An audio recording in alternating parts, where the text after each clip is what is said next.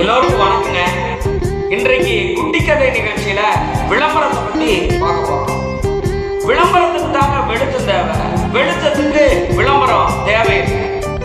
காமராஜர் தமிழ்நாட்டினுடைய முதலமைச்சராக இருக்கிறப்ப கவிஞர் சுந்தரம் அவர்கள் காமராஜரிடம், ஐயா, நம்ம செஞ்ச சாதனைகள் எல்லாம் ஒரு விளம்பர படமா வெளியிட்டோம்னா அடுத்த வர தேர்தலுக்கு ரொம்ப உபயோகமா இருக்கும் அப்படின்னு சொல்றாரு. உடனே காமராஜர், ஏயா, நம்ம போட்ட ரோட்ல தானே மக்கள் எல்லாம் போறான், நம்ம கட்டின பள்ளிக்கூடத்துல தானே பிள்ளைகள் எல்லாம் படிக்குது, இதெல்லாம் இருக்கிறப்ப எதற்கையா தனியா விளம்பரம் அப்படின்னு சொன்னே கவிஞர் சுந்தரம் சொல்றாரு, ஐயா, இதற்கு வெறும் 3 லட்சம் ரூபாய் தான் செலவாகும், மக்களிடத்துல எளிதா கொண்டு போய் சேர்த்துடலாம் அப்படின்னு சொல்றாரு.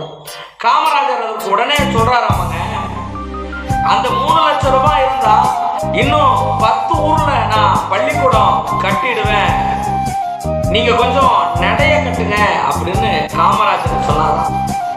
நன்றி. நான் உங்கள் தில்லை. இந்த சேனலை சப்ஸ்கிரைப் செய்யுங்க.